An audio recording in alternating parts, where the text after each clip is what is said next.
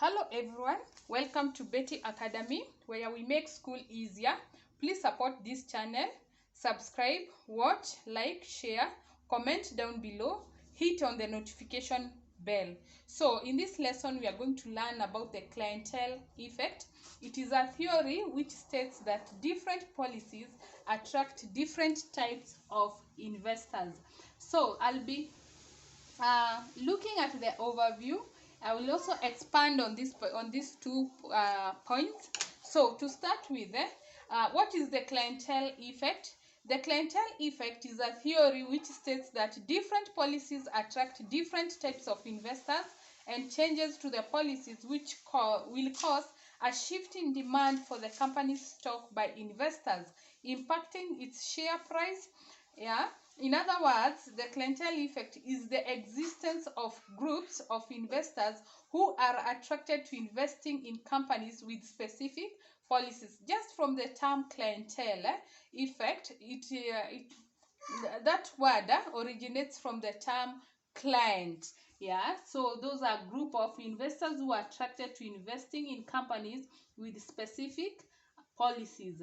So in summary, so the clientele effect theory states that different policies attract different types of investors, and changes to those policies shift the clientele and impact the company's share price. So basically it's about the policies that attract different types of investors, and as a result of the changes, if those policies happens to change, the clients shift and they impact the share price, because ideally you know that where the market share if a firm is profitable, the share price will go up, and there is a likelihood of the clients, the investors moving and shifting and basically purchasing those share prices.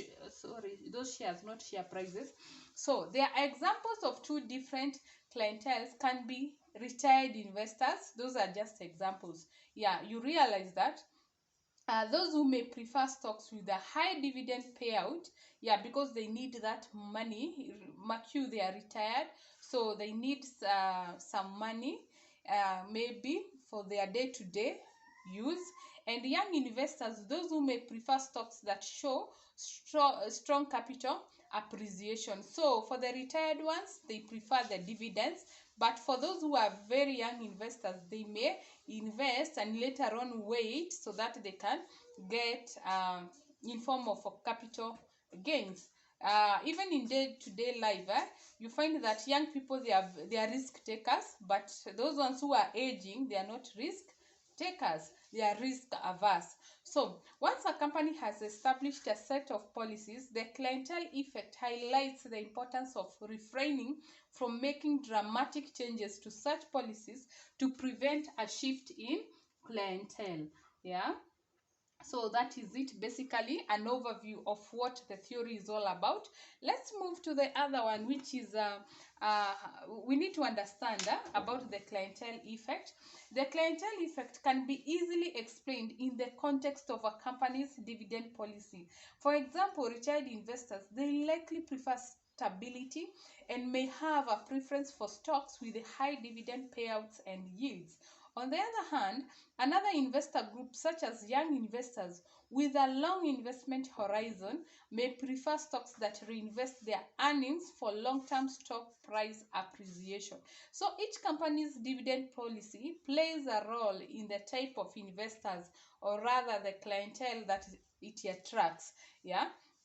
So when you look at institutional investors such as mutual funds, insurance companies, family offices, banks, etc., some may be limited to only being able to invest in companies that pay a sizable dividend. Furthermore, the mandate of each institutional investor is different.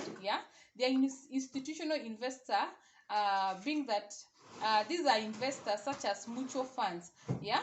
Mutual funds, it's whereby you find that you have other individual investors who have invested in the mutual funds, but these other ones, they reinvest the funds that they have from the mutual funds in form of institutional investors. So and that's why we are saying that the mandate of each institutional investor is different, resulting in a unique list of permissible investors. Yeah, so they don't just go and invest. All of the considerations above suggest that a clientele effect does exist. When a company changes its policies significantly, it can cause a shift in the clientele of the company, affecting its share price. For example, a retired investor looking for stable dividends would likely choose to divest shares held in a company that announced a significant cut to their uh, dividend payouts. So they will withdraw their shares if they significantly cut the dividend payout.